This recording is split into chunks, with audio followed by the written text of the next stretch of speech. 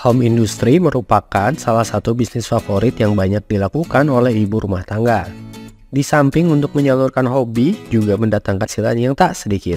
Selain itu, home industry juga dapat dikerjakan di rumah sehingga ibu rumah tangga tetap dapat merawat dan mengawasi anak serta melakukan pekerjaan rumah tangga lainnya tanpa harus keluar rumah untuk bekerja. Sehingga ibu rumah tangga tetap dapat menjalankan bisnis dan mempunyai penghasilan sendiri dari rumah sekaligus mengurus rumah tangga.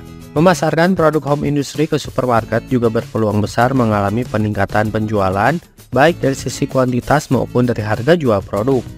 Artinya akan semakin meningkatkan produksi dan omset. Berikut ini tips yang harus dimiliki sebuah produk home industry dan ketentuan bagi suppliernya jika ingin memasarkan produknya ke supermarket. Produk home industry harus mempunyai kualitas yang baik dan spesifik, dalam arti mempunyai perbedaan dengan produk-produk sejenis yang telah lebih dahulu dipasarkan di supermarket.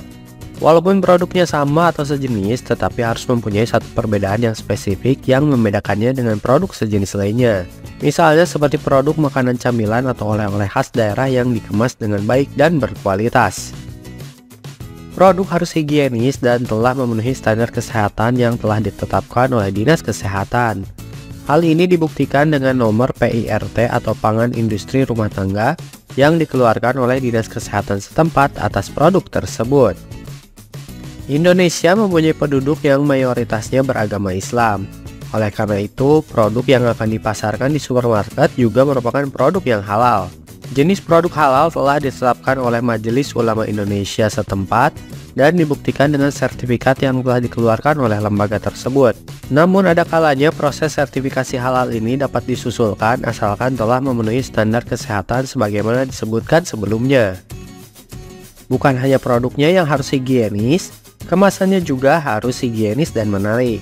Higienis sesuai dengan standar Dinas Kesehatan. Misalnya tidak boleh terdapat rambut dan benda-benda lain selain produk di dalam kemasan. Sablon merek harus tercetak di bagian luar plastik kemasan. Plastik kemasan menggunakan plastik yang sesuai dengan standar yang ditetapkan oleh Dinas Kesehatan setempat.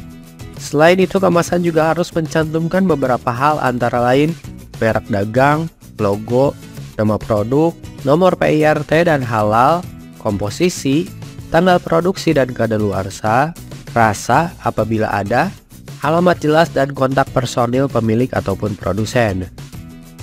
Syarat ini berlaku bagi supplier. Jika memasarkan produk home industry di supermarket, maka persediaan barang alias stok barang harus memadai dan siap setiap saat alias ready stock. Artinya produk selalu tersedia jika sewaktu-waktu supermarket melakukan order atau pemesanan. Biasanya supermarket akan mengorder produk jika produk telah habis terjual atau tinggal sedikit. Order tidak tergantung apakah produk yang sudah habis terjual tadi telah dilakukan pembayaran ke supplier atau belum. Jika produk sering kosong di supermarket, maka akan berpengaruh pada tingkat pembelian berikutnya. Semakin sering ready stock, semakin baik, sehingga pembeli tidak kecewa jika sedang mencari produk tersebut. Poin ini sangat penting menjadi perhatian bagi supplier. Terkait dengan poin sebelumnya, maka modal produksi juga harus bertambah dan memproduksi barang sesuai order. Biasanya supermarket melakukan pembayaran kepada supplier sebanyak 2 kali dalam sebulan, periode awal bulan dan akhir bulan. Ada juga supermarket yang melakukan pembayaran di setiap akhir minggu. Pembayaran ada yang dilakukan secara cash, artinya dibayar kontan pada saat penagihan ataupun secara transfer bank. Artinya uang akan ditransfer ke rekening supplier pada waktu yang telah ditentukan oleh supermarket. Biasanya setiap supermarket sudah mempunyai jadwal khusus transfer ke bank.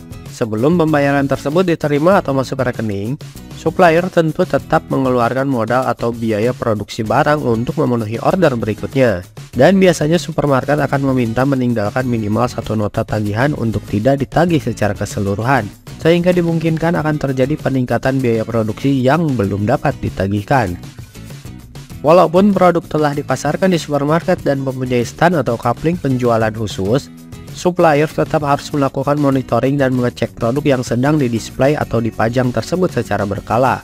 Hal ini dilakukan untuk menghindari kekosongan produk alias stok habis dan display yang berantakan alias tidak tersusun dengan baik dan rapi.